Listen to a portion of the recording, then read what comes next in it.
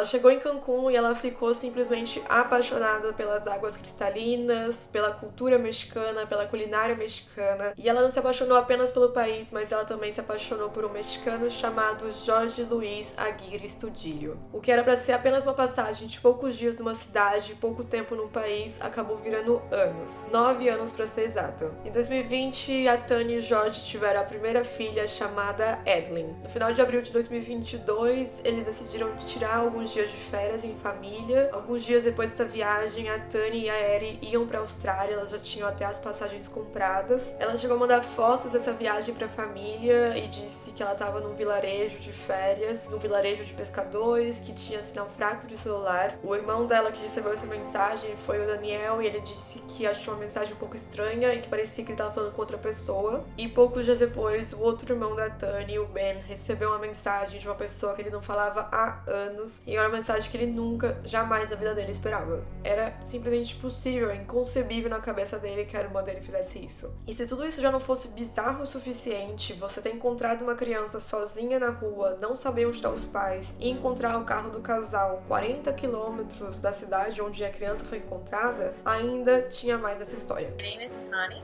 I'm from Australia, but I actually live here in Cancun. That's exactly the reason that I call Cancun my home. It's Tani. This is the mirror. Walking down.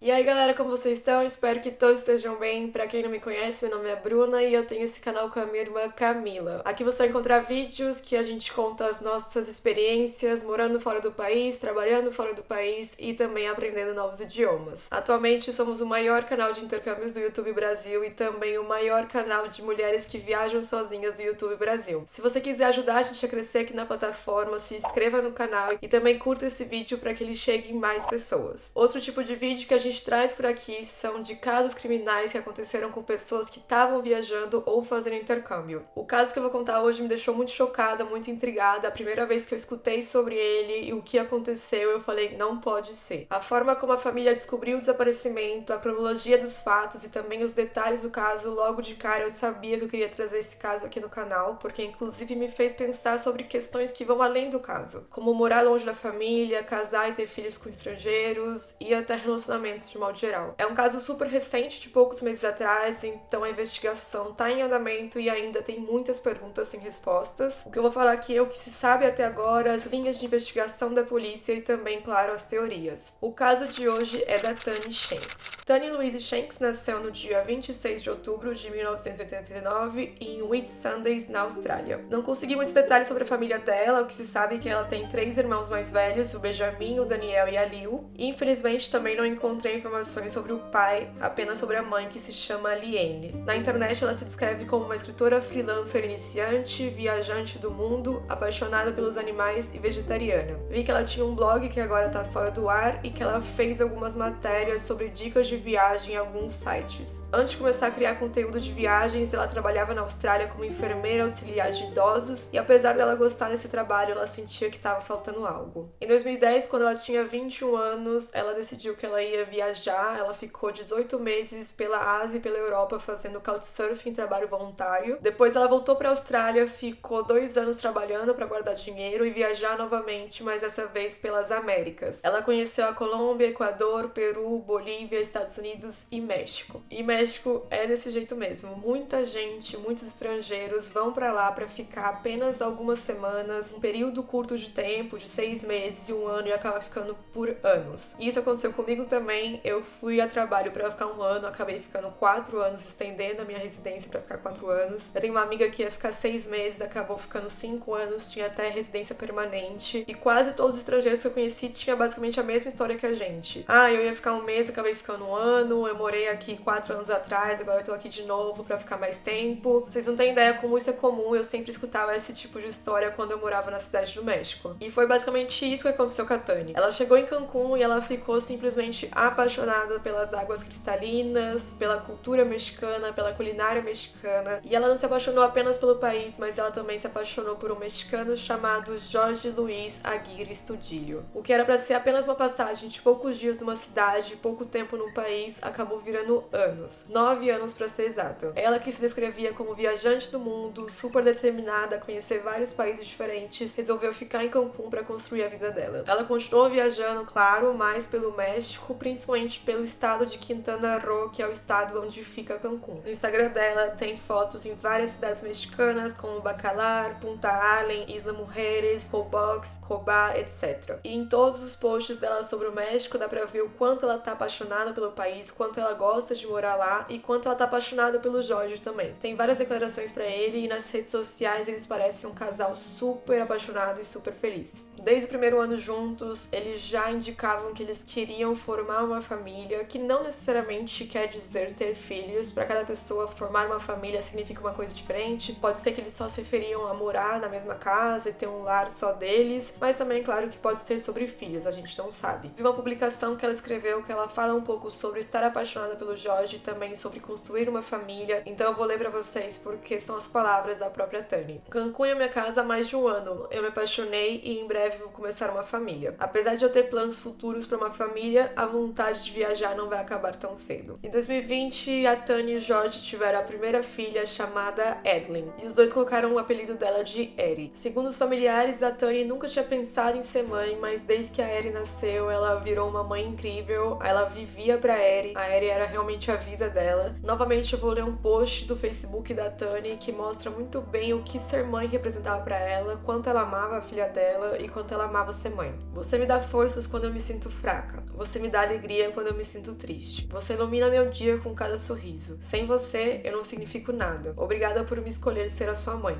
Você me dá luz quando há escuridão, eu te amo tanto. Você carrega meu coração inteiro pra qualquer lugar que você vá. O Jorge tem as redes sociais fechadas, então eu não consegui encontrar nenhuma publicação que ele fale sobre o sentimento de ser pai, mas pelo que eu vi nas redes sociais, parecia que ele gostava muito sim de ser pai. A Tani postava frequentemente fotos que ele tava com a Eri no colo, eles estavam sempre muito felizes, parecia que eles eram muito próximos, pra mim pelo menos, e na internet, claro, parecia que ele era um pai carinhoso, presente e que gostava de ser pai. Como a Eri nasceu no México, ela tinha nacionalidade mexicana, claro, mas ela também tinha direito à nacionalidade australiana por causa da Tani. Só que a gente sabe muito bem o que aconteceu em 2020 e 2021, a pandemia. Não só as viagens, mas também processos burocráticos para conseguir visto, conseguir nacionalidade, tudo acabou parando, os países tinham outras prioridades. E não sei se todos vocês sabem, mas a Austrália foi um dos países que mais colocou restrições bem rigorosas para entrada no país, e infelizmente foi ficando cada vez mais difícil, mais caro para Tani conseguir os documentos para Eri. Ela até chegou a postar no Facebook sobre a situação e dá pra ver que ela tá chateada. Não posso voltar pra Austrália até meados de 2022. Minha filha terá 2 anos e meio e nem conheceu o avô, tios, bisavó, primos. Pouquíssimas pessoas da família da Tani conheciam a Eri, só a mãe dela e a irmã dela tinham conseguido conhecer porque elas foram pro México quando a Eri nasceu. Já a família do Jorge, boa parte morava no México, com exceção da mãe dele que morava nos Estados Unidos, mas algumas pessoas também ainda não tinham conhecido a Eri porque os dois, a Tani e o Jorge, eles mudaram de cidade, de estado antes mesmo da Eri nascer. Eles se conheceram em Cancún, mas eles se mudaram pra Mérida depois de alguns anos. Não se sabe o motivo da mudança, não sabe se foi pela alta de preços em Cancún, se foi pelo desejo de ter filhos, ou então só a vontade de mudar mesmo. Ninguém sabe o motivo real, nem sabe se existe um motivo, mas o que se sabe é que sim, eles se mudaram. Mérida é uma cidade mexicana bem conhecida, é a capital do estado de Yucatán, bem mais tranquila e bem menos movimentada que Cancún. Eu não sei se chega a ser menor que Cancún, mas parece, sabe? A vibe de lá parece de uma cidade pequena, principalmente no centro histórico e na parte turística. A distância entre as duas cidades é relativamente pequena, só 300 quilômetros, são um pouco mais de 3 horas e meia, 4 horas pra chegar lá. Então eles continuavam visitando Cancún e região, afinal é uma região muito mais de praia, de férias, uma região linda. Não que Yucatán não seja, Yucatán, aliás, tem muitos cenotes, tem praia também, mas Cancún provavelmente é uma cidade que eles gostavam muito de ir, afinal eles moravam em Cancún antes. No final de abril de 2022, eles decidiram tirar alguns dias de de férias em família. Eles passaram alguns dias em Rio Lagartos e Las Coloradas. É um lugar turístico muito bonito também. E foram pra Cancún. Uns dias depois dessa viagem, a Tani e a Eri iam pra Austrália. Elas já tinham até as passagens compradas. Então acho que eles decidiram passar um tempo juntos antes da viagem. Ela chegou a mandar fotos dessa viagem pra família e disse que ela tava num vilarejo de férias e um vilarejo de pescadores que tinha sinal fraco de celular. O irmão dela que recebeu essa mensagem foi o Daniel e ele disse que achou a mensagem um pouco estranha e que parecia que ele tava falando com outra pessoa. Poucos dias depois, o outro irmão dela, o Ben, já tava na cama, prestes a dormir, e ele recebeu uma mensagem que ele jamais esperava na vida dele, de uma pessoa que ele não falava há anos. Era um ex-namorado da Tânia, australiano, que ainda morava no México, e ele disse que viu nos posts do Facebook uma criança que tinha sido encontrada sozinha, descalça, andando pelas ruas do México.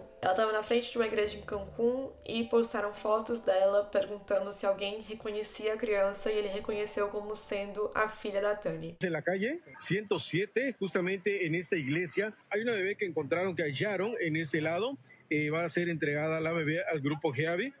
E como a Annie foi encontrada, é bem importante pro caso, então eu vou falar um pouco mais detalhes de como foi. Uma família mexicana de sobrenome Gutierrez Canto, eles estavam numa missa segunda-feira à noite e quando eles estavam a ponto de ir embora pra casa, um cara se aproximou deles e disse pra eles tomarem cuidado com a criança deles porque ela poderia atravessar a rua e ser atropelada. Eles ficaram sem entender porque a criança que esse homem estava apontando que poderia ser atropelada não era filha deles, não era sobrinha deles, não era nada deles. Eles não conheciam a criança. Eles falaram que a criança, apesar de estar sozinha, sem os pais, ela parecia bem tranquila, ela não parecia assustada e ela também não estava machucada. Então eles começaram a conversar com ela para perguntar se ela sabia o nome dela, se ela poderia falar mais informações sobre onde ela morava, sobre os pais dela, mas ela era uma criança de 2 anos e às vezes crianças de 2 anos que estão aprendendo 2 idiomas ao mesmo tempo, como era o caso da Eri, que ela estava aprendendo espanhol e inglês ao mesmo tempo, às vezes eles demoram um pouco para falar, então talvez esse era o caso dela e também pela situação que ela se encontrava, né? Ela estava sozinha, com 2 anos de idade, nas ruas de Cancún, não conhecia ninguém, então é bem normal que eles não tenham conseguido muitas informações para identificar quem era ela. E aí eles começaram a se movimentar para ver se eles conseguiam encontrar os pais da criança. Esse cara que foi o primeiro a se aproximar da família e falar para tomar cuidado com a criança, que ela poderia ser atropelada, ele disse que ele ia olhar pelas redondezas da igreja para ver se encontrava os pais da criança. Essa própria família mexicana que estava conversando com a criança, eles também tentaram identificar se os pais estavam lá, tentaram conversar com as pessoas, mas ninguém conseguia identificar a Eri. Então eles resolveram que eles tinham que chamar a polícia imediatamente e também pensaram que o melhor seria publicar fotos da Eri no Facebook. A família ficou se questionando muito se era o certo a fazer, porque eles iam colocar fotos de uma criança que eles não conheciam no Facebook. Mas eles viram que essa era uma situação que eles tinham que fazer isso, era a única opção que eles tinham. Eles chamaram a polícia, mas nem a polícia nem eles estavam próximos de saber quem era a criança. And when we start to see that their parents weren't around the church, we're like, yes, we have to do it. Do it now. Normalmente, quando tem casos assim, que publicam fotos de pessoas ou até de animais desaparecidos, as fotos viralizam, chegam a milhares de pessoas. Não foi diferente no caso da Eri, as fotos viralizaram. Foi graças a isso que o ex-namorado da Tani conseguiu achar a foto dela e conseguiu avisar a família que a Eri estava sozinha em Cancún. E esse é o poder das redes sociais, da internet, né? Em pouco tempo, eles conseguiram encontrar a família da criança. O Ben, irmão da Tani, logo entrou em contato com a pessoa que tinha publicado as fotos da Eri para avisar quem era ela, pra falar que era a sobrinha dele. Disse que nessa hora ele já sabia que alguma coisa de ruim tinha acontecido com a Tani. Isso porque a irmã dele jamais deixaria a Eri sozinha. Ela jamais deixaria a Eri pra trás. Era simplesmente impossível, inconcebível na cabeça dele que a irmã dele fizesse isso. She would never leave that girl behind. Yeah, I knew something was wrong. Mesmo assim, eles tentaram entrar em contato com a Tani pelo celular, mas sem sucesso, e o celular da Tani parou de funcionar algumas horas depois que a Eri foi encontrada nas ruas. E o mais doido é que o Ben falou que ele nunca olhava as notificações quando ele já estava deitado, quando ele já estava a ponto de dormir. I was just about to go to bed. I usually wouldn't even look at my message if I get a message when I'm lying down, but I've just had a look and, yeah, it was from someone who I hadn't spoken to for years, you know. A família reportou o desaparecimento da Tani e pegaram o primeiro voo que eles puderam para o México. En Yucatán, las autoridades tienen el reporte de desaparición de una ciudadana australiana La última vez que sus familiares tuvieron contacto con ella fue el pasado 30 de abril. Eles estavam bem preocupados por dois motivos bem claros. Primeiro, que a Eri poderia estar em perigo, e segundo, que eles estavam com bastante medo que outra pessoa pegasse a guarda da Eri. E faz sentido, porque a Eri nasceu no México, eles mal conheciam ela, o Ben, aliás, nunca tinha visto a Eri na vida, só a mãe da Tânia, a Liane, que tinha conhecido a Eri, mas quando ela era bebê. E além disso tudo, algumas pessoas bem maldosas começaram a mandar mensagem pra família dizendo que a Eri tinha sido adotada. Eu falei do poder da internet, né, de viralizar uma mensagem e você poder encontrar a sua sobrinha que tá em perigo, mas também a internet tem aquele outro lado bem sombrio, que as pessoas não se importam, não têm empatia por ninguém e inventam esse tipo de coisa. Era completamente mentira. Ela não tinha sido adotada, ela estava sob custódia do governo mexicano e só à espera da família da Tânia. Eu não entendo, não passa na minha cabeça, não consigo entender de verdade de por que as pessoas fariam isso, por que chega a tamanha maldade. E não é nem a troco de dinheiro, não é nada disso, é o prazer de ser uma pessoa maldosa, o prazer de ver o desespero de outras pessoas. A família já tá passando por uma situação horrível e as pessoas têm capacidade de fazer isso. É realmente absurdo, eu não consigo entender. E a preocupação da família e da polícia aumentou quando o carro do casal foi encontrado. O carro estava a mais ou menos 40 quilômetros de Cancún, perto da cidade de Puerto Morelos, e estava completamente queimado. That same day, Adeline was left at the church at 9 o'clock at night, and then George's car was found on fire. 3 dias depois que a Eri foi encontrada nas ruas de Cancún, no dia 5 de maio de 2022, a família deu a primeira entrevista, que eles contaram o que estava acontecendo, deram mais detalhes e também pela primeira vez falaram o que eles achavam sobre o Jorge e sobre as suspeitas que eles tinham sobre o Jorge. O irmão da Tânia falou que ele estava temendo pela segurança da irmã dele e que a falta de contato era bem preocupante. Ele disse que não era nada comum que ela não postasse nas redes sociais ou então que ela não entrasse em contato com eles. Disse que fazia 3 dias que eles não conseguiam dormir, que eles estavam muito preocupados, mas eles estavam fazendo de tudo possível para trazer a Tânia de volta para casa. E ele também aproveitou para falar o que ele achava que tinha acontecido, baseado nas informações que ele tinha até o momento. Ele disse que a Eri foi deixada na igreja pelo pai, o Jorge, e que no momento ele estava foragido. E se o Jorge era capaz de fazer isso por sua própria filha, é óbvio que ele estava preocupado sobre o que poderia ter acontecido com a Tânia. E ele acreditava que o Jorge tinha deixado a Eri na frente da igreja porque 3 testemunhas disseram que viram o Jorge deixando a criança lá na frente. Mas na hora de falar com a polícia, essas pessoas, em vez de confirmarem essa versão, que era o Jorge com certeza, eles disseram que não tinham certeza e que na verdade eles tinham certeza que não era o Jorge. Eles tinham certeza que a pessoa que deixou a Eri na frente da igreja era uma pessoa mais alta que o Jorge. É bem estranho, né? Primeiro você fala que tem certeza absoluta que é o Jorge, depois você fala que tem certeza absoluta que não é ele. Eu sei que as testemunhas podem mudar de opinião, às vezes eles estão outras versões, só que eu achei bem estranho eles terem afirmado na primeira vez que era ele com certeza. Eles poderiam ter falado, eu acho que era, parecia com ele, mas eu não tenho certeza. Aí depois eu entendo que eles possam falar, não, eu tenho certeza que não era ele porque era um pouco mais alto. Mas enfim, mesmo depois que essas pessoas falaram pra polícia que não era o Jorge, a família ficou na cabeça que sim, era o Jorge. Mesmo não tendo a confirmação, eles achavam que talvez sim era ele, até porque pode ser que as testemunhas estavam com medo, pode ser que elas mudaram por algum motivo, então eles ficaram na cabeça que sim. Pelo menos essa é a impressão que eu tive quando eu li as notícias das entrevistas que eles deram e também os posts que eles fizeram no Facebook. Numa das entrevistas, o irmão disse, temos 3 testemunhas oculares dizendo isso, verificando que era ele. E a Tânia é a pessoa que tá desaparecida. A gente entende que ele tá fugindo, então sim, é devastador pra gente. No dia 8 de maio, eles finalmente chegaram no México e a cena é bem bonita de ver, eu vou colocar aqui pra vocês. A Eri, que nem conhecia o Ben, já foi direto no colo dele. A mãe da Tânia, como vocês podem ver, ficou muito emocionada e dá pra ver que eles estão aliviados de estar lá com a Eri. Eles queriam levar a Eri com eles pra Austrália, eles queriam que ela estivesse em segurança e o governo mexicano concordou com eles que o melhor seria realmente que a Eri fosse pra Austrália. We've got all the paperwork and everything to claim Adeline and get her home as soon as possible.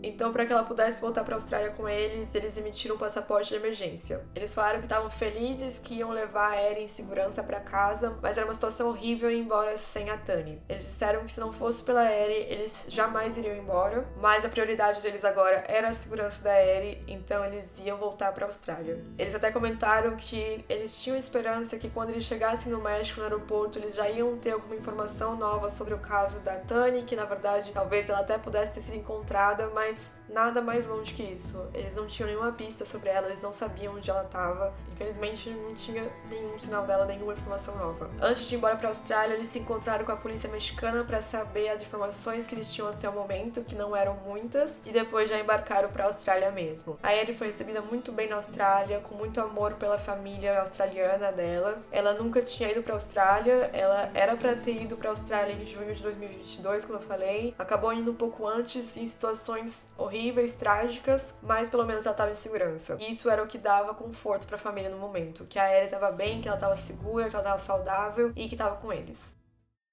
E apesar de eles saberem que a polícia mexicana estava investigando o caso, que o consulado e a embaixada australiana estavam apoiando eles nesse caso, a família achava que eles não podiam ficar de braços cruzados, sentados, esperando informações novas, esperando que algum dia eles falassem: olha, a gente encontrou a Tani. Então, no dia 18 de maio, eles criaram uma página no Facebook para postar todas as informações, notícias que eles sabiam sobre o caso e também para pedir ajuda, apoio das pessoas. Eles disseram que o principal objetivo era compartilhar com o máximo número de pessoas que moravam no México, grupos de Facebook e amigos da Tani. Eles pediram conselhos e apoio para manter a história da Tani na mídia e nas redes sociais, principalmente no México. A família tem um papel fundamental nessas horas para o caso não ser esquecido. Porque você sabe como funciona a notícia. Às vezes os noticiários cobrem os casos por uma semana, por alguns dias, mas com o tempo, principalmente se o caso não tem tantas informações novas, não tem mais cobertura da mídia. E eles também criaram uma página do GoFundMe para fazer uma vaquinha para cobrir todos os gastos que eles estavam tendo até agora. Gastos de trazer a Erin para a Austrália, gastos com advogados, etc. Na página da vaquinha eu também vi que eles deram informações novas sobre o caso, alguns detalhes sobre a Tani e também novamente sobre a suspeita que eles tinham sobre o Jorge. Ninguém tem notícias da Tani desde o dia 2 de maio e a sua filha Erin foi encontrada sozinha vagando pelas ruas de Cancún. A suspeita é que ela foi abandonada do lado de fora de uma igreja pelo pai. Tani tinha planos de retornar à Austrália com a filha, mas o aumento das restrições ao Covid tornou o processo de obtenção da cidadania australiana para a Erin muito difícil e caro.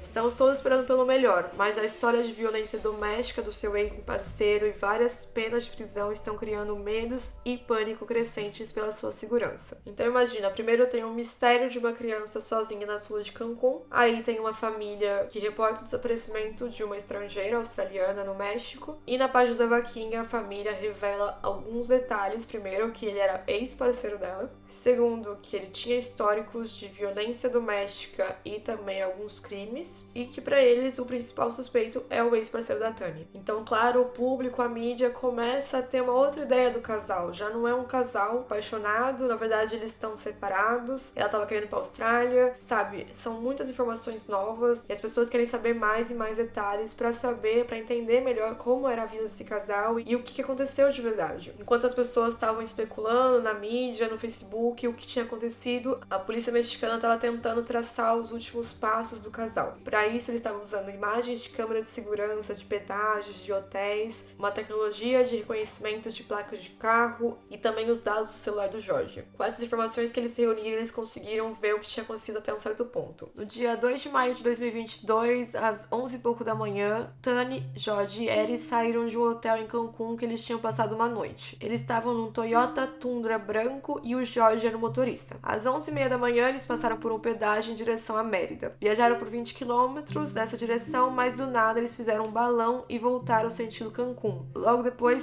saíram da estrada principal e entraram numa estrada secundária. O último sinal registrado do celular do Jorge foi um pouco depois do meio-dia. Depois disso, a polícia não tem mais nenhuma informação de onde eles foram. O procurador-geral de Quintana Roo disse que talvez eles estavam sendo seguidos na estrada e por isso eles deram meia volta e tentaram entrar na estrada secundária. Mas isso é só uma suposição, ninguém sabe o que realmente aconteceu porque eles fizeram isso. O que se sabe é que 8 ou 9 horas depois a Erin foi encontrada em frente à igreja, como eu já falei. Mas infelizmente isso significava que eles tinham uma janela de 8 horas que não tinha nenhuma explicação. E se tudo isso já não fosse bizarro o suficiente, você ter encontrado uma criança sozinha na rua, não saber onde estão os pais e encontrar o carro do casal 40 quilômetros da cidade onde a criança foi encontrada, ainda tinha mais essa história. Segundo a polícia, o carro ser queimado não não foi um acidente. Na verdade, eles achavam que foi incendiado de uma forma profissional, do nível que eles quase não conseguiram identificar o carro porque eles só conseguiram algumas informações da placa do carro. Outra coisa que o procurador-geral disse é que eles suspeitavam que o Jorge fazia parte de um cartel e que ele temia a própria vida. Eles tinham a informação que ele já tinha recebido ameaças e que ele tinha até chegado a contratar um segurança. Diante disso, a polícia tinha duas linhas de investigação principais. A primeira era envolvimento com o crime organizado e a segunda é violência doméstica. Mas independente dessas duas linhas de investigação, a polícia disse que naquele momento os dois eram vistos como vítimas de desaparecimento e disseram que depois eles iam determinar se o Jorge teve alguma coisa a ver, mas naquele momento ele também era vítima. A polícia acreditava que o envolvimento com o crime organizado era o mais provável, mas a família eu acho que acreditava mais na violência doméstica. Pelo menos a primeiro momento era o que eles achavam. Até porque eu acho que eles nem sabiam que existia uma possibilidade de ele ter envolvimento com o crime. E porque eles também tinham vários motivos pra suspeitar do Jorge. Eu vou falar todos os motivos agora, mas eu quero deixar muito claro que tudo que eu vou falar agora é de acordo com a família da Tani. Nem tudo que eu vou falar foi confirmado pela polícia, tá bom? Primeiro de tudo, a família do Jorge jamais chegou a reportar o desaparecimento do Jorge. Aí você imagina, se o seu parente está desaparecido, no mínimo você vai fazer uma denúncia na polícia. Pelo jeito eles não fizeram. Essa coisa que muitas famílias fazem de criar uma página no Instagram para procurar informações, eles também não fizeram. Entrar em contato com jornais, noticiários, programas de televisão, não, eles também não fizeram. Parecia que o Jorge não estava desaparecido. Aliás, parece que eles não chegaram nem a compartilhar o pôster de desaparecimento do Jorge. E só existia esse pôster de desaparecimento do Jorge por causa do desaparecimento da Tani. Como eles sabiam que ela estava desaparecida e ele também estava desaparecido, a polícia, por conta própria, fez a denúncia e emitiu também o pôster de desaparecimento. E a família da Tani tem uma teoria muito simples para explicar por que eles não fizeram nada, nenhum esforço para encontrar o Jorge. Eles acreditam que supostamente a família já sabe onde está o Jorge. Isso não tem como eu afirmar, não tem como eles afirmarem, mas é o que eles pensam. Outro motivo para acreditar que ele pode ter tido alguma coisa a ver com o desaparecimento da Tani é por algumas mensagens que ela mandou para uma amiga dela, que também é madrinha da Eri, a Nikita Weller. As mensagens mostram muitas coisas, então vamos com calma. A primeira mensagem, a Tani fala pra amiga que o Jorge tá bêbado, gritando, e a amiga aconselha ela se trancar no quarto por segurança. E a Tani fala, eu vou, não se preocupa, eu me tranquei no quarto da Eri pra evitar conflito. Ele ainda tá gritando, sai da minha casa, mas como a Eri tava acordada, eu coloquei ela na cama e fiquei aqui. E aí ela desabafa, eu não posso mais fazer parte disso, eu pedi mais dinheiro pro meu pai pra poder pagar o aluguel e viver até eu voltar pra casa. Porque eu simplesmente não posso mais estar sob o controle dele. Ele usa isso contra mim e é muito abusivo verbalmente. Eu não quero esperar até que se torne físico. Eu preciso me acalmar também, mas eu não posso ficar mais perto dele. Outras mensagens, além de mostrar que o relacionamento dos dois não estava nada bem, mostrava também que talvez ele já tivesse outra pessoa. Pra dar um contexto, pra vocês entenderem melhor a mensagem, parece que a Tani ficou sabendo que ele estava tendo um caso com uma das colegas de trabalho dele, e ela era atualmente a namorada dele, e ela estava até grávida. E nessa mensagem, ela mandou a história dessa mulher, que é a namorada, supostamente a namorada do Jorge. Eu sei que isso vai soar estranho, mas guarda o nome dele e dela. Aí ela fala o nome inteiro do Jorge e o nome inteiro da mulher também. Caso algo aconteça comigo, eles podem ir atrás dela e dele. Não que vai acontecer qualquer coisa, mas eu só quero manter isso como um backup. A amiga chegou a perguntar por que ela tava falando isso e se ela sentia perigo, mas ela disse que não. A família da Tani realmente confirmou através de entrevistas que os dois tinham se separado após ela descobrir a traição e ela resolveu voltar para a Austrália, já tinha reservado os voos, já tinha comprado os voos para ela e para Eri e também confirmaram sobre a namorada e a gravidez da namorada. E além disso tudo, segundo a Nikita, a Tani descobriu que o Jorge estava envolvido em algumas coisas suspeitas e ela achava que talvez o desaparecimento tinha alguma coisa a ver com isso. Ela descobriu que ele estava envolvido com coisas suspeitas, ela não disse o que, mas isso assustou o suficiente para querer voltar para casa. Tony coming back to Australia, he wouldn't have liked that at all. Now the next relationship has just broken up right at this same time. Maybe that was enough to push him over the edge, and Tani had found evidence of him being involved in illegal activities too, which if he found out that she knew about that, that could have put her in danger. No aeroporto, quando ela pegasse o voo, com certeza eles iam pedir autorização do pai. E como ela queria ir para a Austrália e ele tinha que assinar esses papéis, a família acreditava que esse poderia ser um dos motivos também para desentendimento entre os dois. Mas ao mesmo tempo, segundo a família, ele estava disposto sim a assinar os papéis. Afinal, ela disse para ele que ela só ia passar algum tempo na Austrália, não era uma coisa definitiva. Outra coisa um pouco estranha é que a Tani tinha postado algumas mensagens um pouco enigmáticas, um pouco, não sei se indireta, mas eu realmente não sei se isso é uma pista, porque às vezes a gente publica algumas coisas nas redes sociais, não quer dizer nada, e aí as pessoas começam a dar significado quando acontece alguma coisa com você, quando acontece algum acidente, alguma coisa assim. Eu espero que você fale o que está na sua mente, acho que é um ponto na sua jornada de cura em que você para de tentar convencer as pessoas a fazer a coisa certa. E por fim, a família achava que o Jorge poderia ter alguma coisa a ver com o desaparecimento da Tani pelo histórico, pelo passado dele. Parece que no passado o Jorge vendeu pacotes falsos de férias no México, foi deportado dos Estados Unidos por agredir um policial e também tinha uma denúncia de violência doméstica feita por uma ex-namorada. Todas essas denúncias foram confirmadas pela polícia.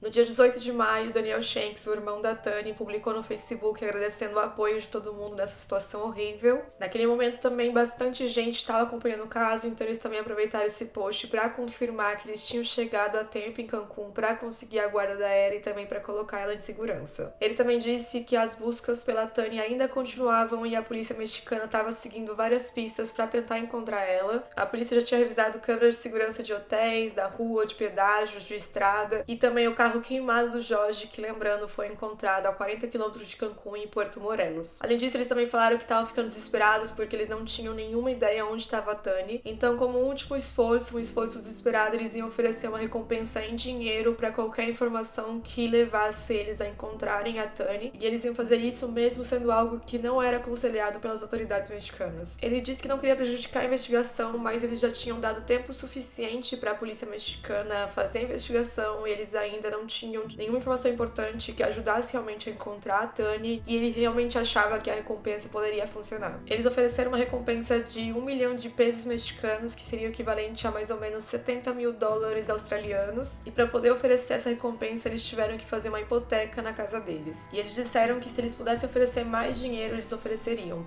Eles dariam qualquer quantia, qualquer valor para ter a Tani de volta. E o motivo da polícia desaconselhar a recompensa em dinheiro é muito clara, porque pode trazer várias informações falsas e atrapalhar a investigação. Mas infelizmente, mesmo com a recompensa, eles não conseguiram muitas informações relevantes sobre o desaparecimento da Tani. E para chegar em mais pessoas, a família também queria colocar no pôster do Alerta Alba que eles estavam oferecendo essa recompensa. No México existe esse protocolo Alba, que é no caso do desaparecimento de mulheres e meninas. Esse protocolo serve para facilitar a coordenação das instituições dos 3 níveis de poder, federal, estadual, municipal, mediante um plano que envolve os meios de comunicação, a sociedade civil, os organismos públicos e privados em todo o território mexicano. Mas o Daniel, o irmão da Tani, disse que ninguém parecia muito interessado em ajudar ele com isso, de colocar a recompensa no Alerta Alba. Ele disse que o governo ia demorar mais de uma semana para responder esse pedido, então ele disse que ele teve que assumir a responsabilidade de filtrar os reportes que ele recebia e depois enviar para a polícia o que ele achava útil para o caso. Ele disse também que sentia que as investigações não estavam avançando toda vez que ele tentava questionar as autoridades mexicanas sobre o andamento do caso. Eles sempre diziam a mesma coisa, nada de novo. Eles sempre falavam que estavam analisando o terreno, que estavam analisando o carro, as câmeras de segurança ou então os dados telefônicos, mas nada de novo, nada que realmente fosse importante para encontrar a Tani.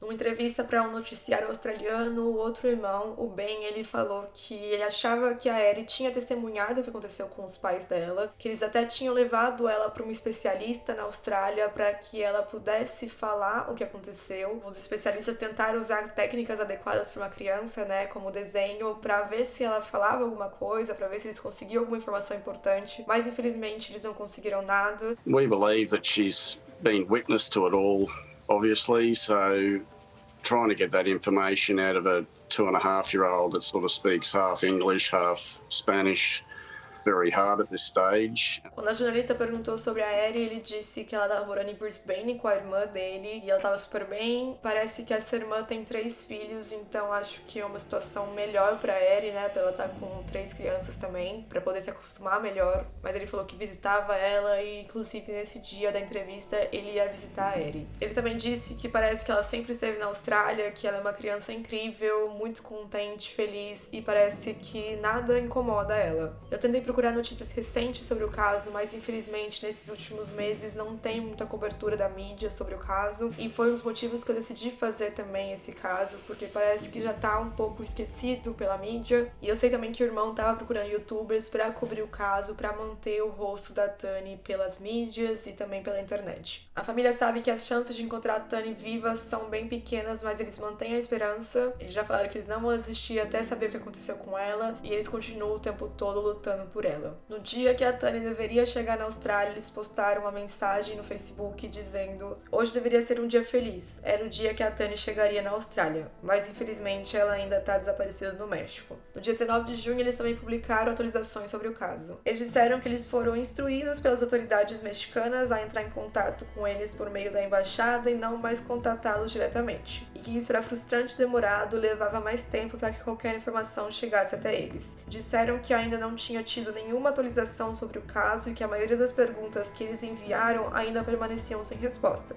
E deram alguns exemplos: o paradeiro das roupas que a Erin estava usando, testes de DNA da aparente mancha de sangue no dedo da Erin quando ela foi encontrada, e se alguns familiares e pessoas próximas ao Jorge foram questionados. A namorada, o pai, um primo que mora em Cancún, os amigos dele e chefes. E eles também falaram que estavam trabalhando para contratar um investigador privado para assumir o caso. Antes mesmo de iniciar a investigação, esse investigador privado pediu para a família solicitar os documentos e os arquivos sobre o desaparecimento da Tani para a polícia. Ele queria garantir que ele tivesse todos os detalhes possíveis antes de voar para Mérida e para Cancún. A família conversou com a embaixada australiana para enviar uma solicitação para a polícia mexicana e conseguir a cópia dos arquivos. A polícia demorou mais de 3 semanas para responder e quando responderam disseram que era necessário um pedido formal por escrito. A família fez esse pedido formal por escrito pedindo que os arquivos fossem entregues no dia 2 de junho de 2022, mas infelizmente o investigador ainda não tinha recebido todos os arquivos, nem as imagens de câmeras de segurança, nem os registros telefônicos. Então a família foi aconselhada a contratar um advogado e começar um processo legal para conseguir esses documentos relevantes para o investigador privado. Eles realmente fizeram isso, contrataram um advogado e começaram o processo legal. Mas deixaram bem claro que provavelmente essa demora toda já tinha impactado no caso, porque segundo o investigador, essas imagens de câmera de segurança normalmente têm um ciclo de vida de 30 dias só. Provavelmente as imagens do dia dos desaparecimentos da Tani já foram perdidas porque outras imagens foram regravadas por cima. E lembraram também que esse tipo de serviço especializado não era nada barato, custava pelo menos $1.000 australianos por dia, mais os outros gastos, e dá pra ver que nesse momento eles estavam bem frustrados e nada satisfeitos com o trabalho da polícia mexicana. Eles tinham a impressão que a polícia não estava ajudando eles. No dia 27 de junho de 2022, saiu uma notícia dizendo que a família realmente tinha contratado um investigador privado e o irmão também aproveitou para comentar sobre as dificuldades que eles tiveram para conseguir os documentos em relação ao caso. Eles chegaram até a apresentar uma queixa à Comissão de Direitos Humanos na Austrália relacionada aos arquivos do caso. O Daniel Shanks disse que demorou mais de 3 semanas para as autoridades mexicanas passarem os documentos para o investigador privado e também disse que quando eles perguntam alguma coisa, a polícia não fala claramente o que está acontecendo, eles não têm muitas informações. Quando se trata de nos dizer o que eles estão realmente fazendo, eles não são muito diretos com nenhuma dessas informações. Por fim, ele disse que a família estava enfrentando obstáculos contínuos para conseguir informações sobre o desaparecimento da irmã dele.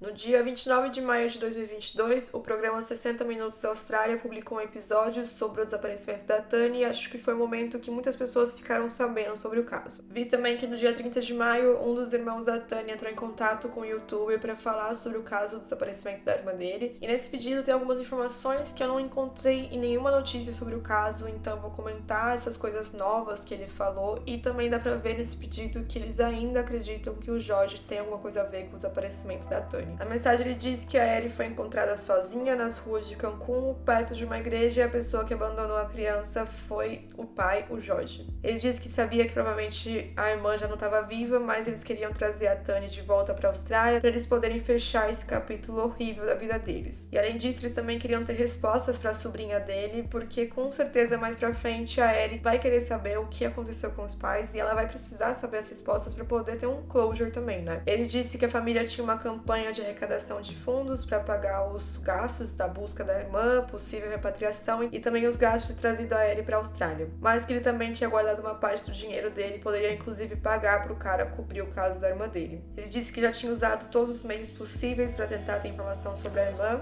e também disse que ele estava com contato quase diário com várias autoridades mexicanas policiais desde o desaparecimento da Tani. Também disse que eles entraram em contato com mais de 50 igrejas no México, mas infelizmente não conseguiram descobrir nada de novo sobre o desaparecimento da Tani. Que ele agradeceria muito qualquer ajuda que o youtuber pudesse oferecer para a família dele. No dia 17 de julho, eles fizeram outra publicação dizendo que a polícia mexicana finalmente tinha dado os arquivos da investigação para o investigador privado e eram mais de 1.200 páginas de informação em espanhol e que a polícia mexicana tinha concordado em trabalhar juntamente com o investigador privado e colaborar na investigação, mas que infelizmente ainda não tinham nenhuma informação nova. Eles confirmaram novamente que o Jorge sim estava envolvido em fraude, venda de pacotes de férias falso e alguns outros esquemas, mas o envolvimento com o cartel, como foi sugerido no começo da investigação, ainda não tinha sido confirmado. Também disseram que a família da Tani tinha conseguido entrar em contato com a namorada do Jorge pelas redes sociais, mas quando eles pediram para ela falar com o investigador privado, ela parou de responder as mensagens. E eles não sabiam se ela tinha sido interrogada pela polícia mexicana ou não. E também falaram que eles estavam desacreditados que até agora não tinha aparecido nenhuma informação nova sobre o desaparecimento da Tani. A melhor amiga da Tani disse que independente se foi violência doméstica ou envolvimento com crime organizado, nos dois casos a culpa seria do Jorge. Ela ainda também fez alguns posts direcionados ao Jorge, falando que sabia que ele amava a filha, que ele amava a Tani numa época e que sabia que ele estava vivo e que ele sabia onde a Tani estava. A amiga parece que realmente acredita que o Jorge tem alguma coisa a ver, principalmente porque foi pra ela que a Tani mandou várias mensagens e mostrava que ela tava com medo, mas pra família a impressão que eu tive é que no começo eles acreditavam bastante na teoria da violência doméstica, mas com o passar do tempo, nos últimos posts dá pra ver que eles querem encontrar o Jorge também, que eles falam que a criança tá com saudade do Jorge também, então parece que agora eles acreditam um pouco mais na teoria do crime organizado, que aliás é a teoria que a polícia acredita ser a mais provável. Mas essa é só minha impressão, não tenho certeza o que a família acha, e eu de verdade não consigo imaginar a dor dessa família, desses irmãos, dessa mãe, de ter um parente desaparecido em outro país, quilômetros de distância de você, e você não saber onde tá, se a pessoa tá viva ou não. É realmente devastador. Eu não sei de onde eles tiram força pra continuar lutando, pra continuar procurando por respostas. No dia 2 de agosto eles publicaram uma mensagem que realmente é de cortar o coração. Já se passaram 3 meses desde que recebemos uma chamada no meio da noite para dizer que uma menina que se parece com a Edeline foi encontrada sozinha à noite, vagando pelas ruas de Cancún, no México. Foram 3 meses de dor e noites sem dormir, imaginando e esperando que a sua mãe Tani e seu pai Jorge fossem encontrados seguros e bem. Já se passaram 3 meses e ninguém viu eles, e nem uma única pista sobre o paradeiro deles foi revelado. Como é possível que eles simplesmente desapareçam sem deixar nenhum rastro? Tani, você está em nossos pensamentos a cada segundo de cada dia. Nós chamamos e não vamos parar de procurar respostas. Logo no começo das investigações apareceu um vídeo que uma mulher é forçada a entrar numa van branca no México. Eles acharam que poderia ser a Tani, mas foi confirmado pela polícia que não se tratava da Tani e também o irmão confirmou que não se tratava da Tani. Na página do Facebook dedicada ao caso, uma pessoa também colocou uma foto de uma mulher que estava andando pelas ruas dos Estados Unidos e perguntaram se era a Tani, mas o irmão dela respondeu que não era ela, mas isso assim agradeceu que a pessoa postou a foto. A polícia disse que não tem evidências suficientes para determinar se a Tani e o Jorge estão vivos, mas de acordo com a lei eles devem considerar que o casal está vivo. Então eles continuariam trabalhando dessa forma, como se fosse casos de desaparecimento, até que apareça alguma pista que demonstre o contrário. E pelo que eu vi em algumas notícias, eles têm sim mais informações sobre o caso, mas eles não estão compartilhando com a família nem com o público porque eles não querem comprometer a investigação. E basicamente é isso que a gente tem sobre o caso. As investigações sobre o paradeiro da Tani e do Jorge ainda estão em andamento e as autoridades consideram os dois como vítimas. Em uma das entrevistas, o irmão disse o que eu acho que define muito bem essa espera e esse sentimento da família ao não receber nenhuma notícia sobre o caso. É muito difícil ficar sentado aqui como se você não estivesse fazendo nada. Eu sei que a polícia mexicana tá fazendo o trabalho deles, mas não receber nenhuma informação deixa tudo ainda mais difícil. Agora em setembro eu vi que o irmão da Tani postou algumas fotos da Eri e ela parece feliz e bem, graças a Deus. E também postaram na página do Facebook sobre o caso que não tinha um dia sequer que eles não pensavam na Tani. E pelo jeito ainda zero respostas, eles ainda não sabem onde ela tá.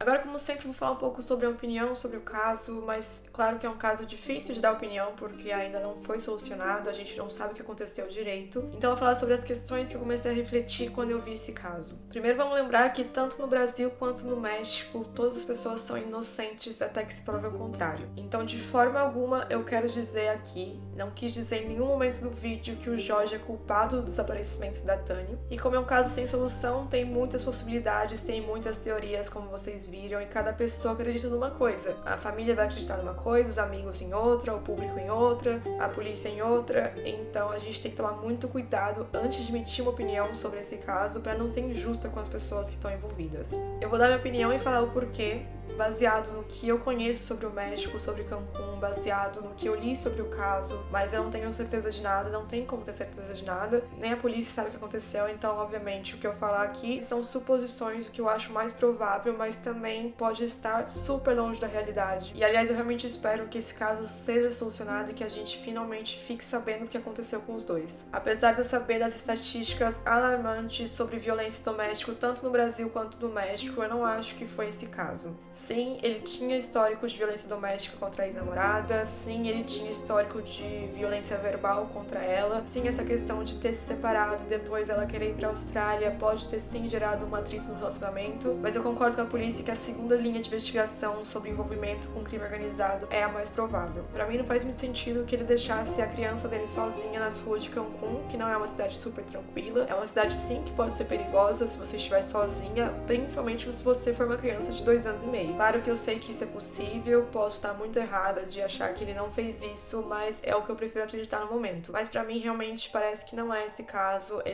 parece ser sobre crime organizado. Até porque ele também tá desaparecido por 3 meses e é muito difícil você ser uma pessoa foragida. Você precisa de ajuda de alguém, você precisa de dinheiro, organização, você precisa pensar muito bem. Não é tão fácil assim você ser foragido. Será que ele teria tanto tempo assim de fazer algo contra a Tani, depois desaparecer com o corpo, desaparecer com as evidências, deixar a criança sozinha na frente de uma igreja Cancún, com o perigo das pessoas te verem o seu carro, depois queimar o carro e fugir? Eu acho que isso requer bastante organização, bastante premeditação e bastante inteligência também pra você conseguir fazer tudo isso e ainda ficar 3 meses desaparecido, 3 meses fugitivo. Mas de novo, eu sei que isso é possível, não tô falando que é impossível que isso aconteça, mas eu acho difícil. Realmente não entendo os motivos da família dele não estar procurando por ele, é uma coisa bem estranha mesmo, mas pode ser por medo, pode ser por outros motivos, não necessariamente é pelo que a família e os amigos da Tani falaram ou sugeriram. Quanto ao passado dele, eu sei que ele tem um passado, um histórico criminal, mas eu acho que mesmo pessoas que fazem coisas horríveis, elas também podem ser vítimas em algum momento. Então, ele ter feito alguma coisa ruim no passado, ele ter feito alguma coisa criminal no passado, não anula a possibilidade que ele possa ser vítima nesse caso, ser vítima de desaparecimento. Fico muito triste de saber que a Tani desapareceu de uma forma tão misteriosa justamente poucos dias antes de voltar para a Austrália. Junho de 2022 era para ser um momento feliz para ela e para a família dela, finalmente eles iam conhecer a filha dela e aconteceu tudo isso. Realmente é uma tragédia para todos. Como eu falei, eu não consigo imaginar a dor deles, eu não consigo imaginar o que eles estão passando. Com certeza é muito doloroso não saber nada, não ter notícias do seu ente querido e não saber o que aconteceu. Como eu falei, esse caso também fez pensar sobre outras questões que rondam a minha vida. Como vocês sabem, eu viajo bastante, conheço muitas pessoas de outras nacionalidades e tive relacionamento com pessoas de outras nacionalidades. E eu já teve vários momentos quando eu tava com essas pessoas que eu pensava, e se ficar mais sério, o que a gente vai fazer? Se eu quiser casar e ter filhos com essa pessoa, eu preciso pensar muito bem, muito mais do que se eu fosse casar com uma pessoa do mesmo país que eu. E se eu tenho um filho e dá tudo errado? E se a gente casa e dá tudo errado? Claro que quando você tá apaixonada, a última coisa que você pensa, ou que você quer pensar, é no término. Você não quer que dê errado. Só que quando a gente tá falando sobre um relacionamento com pessoas de 2 nacionalidades diferentes, a gente tem sim que pensar nessas questões. Antes eu pensava que eu tava,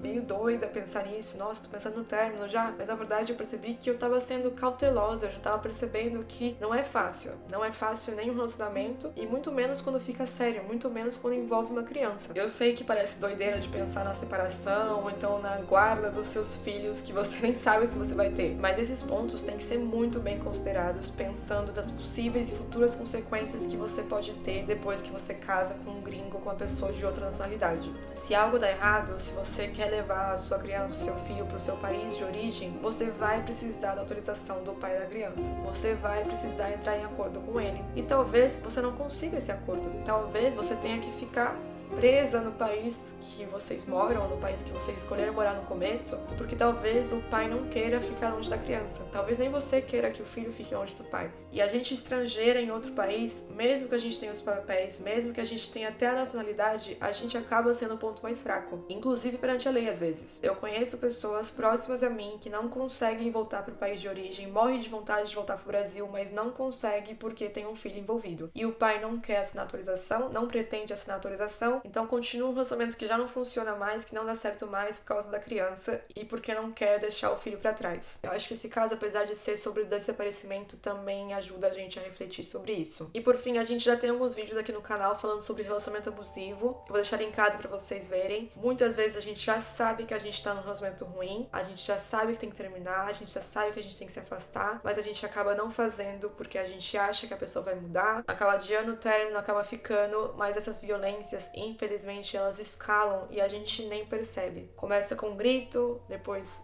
para um tapa, e sim, pode chegar até assassinato. Mesmo eu tendo falado que eu não acredito que isso que aconteceu com ela, eu não coloco minha mão no fogo, óbvio, porque eu sei que pode acontecer e eu sei que é muito comum. A gente muitas vezes acha que o nosso parceiro não é capaz de fazer coisas contra a gente, não é capaz de fazer contra nossas crianças, mas a gente tem que entender que os abusadores não são monstros. As pessoas que cometem violência contra a gente não são monstros, são homens normais que estão na nossa convivência, que estão no nosso redor. E como eu falei muitas vezes em outros vídeos, principais violências acontecem dentro de casa. Mulheres são mortas dentro de casa. Vou deixar aqui o pôster de desaparecimento dos dois, afinal os dois ainda estão desaparecidos. A Tani tem 1,65 m de altura, tem cabelo ruivo, olhos azuis e uma tatuagem na perna direita. O Jorge tem 1,69 m de altura, cabelo preto, olhos café escuro e não tem marcas particulares à vista. E também vou deixar na descrição a página que eles fizeram pro caso, para quem quiser acompanhar o caso mais de perto, e também a página do GoFundMe, para quem quiser colaborar com eles, porque eles ainda estão lutando por respostas. Espero que vocês tenham gostado desse vídeo. Não se esqueçam de se inscrever no canal, ativar o sininho para receber notificações de vídeos novos. Seguir a gente nas redes sociais, Mila Faria, Bruna P. Faria, Mancha BR. Fico por aqui, um beijo pra vocês. Tchau, tchau.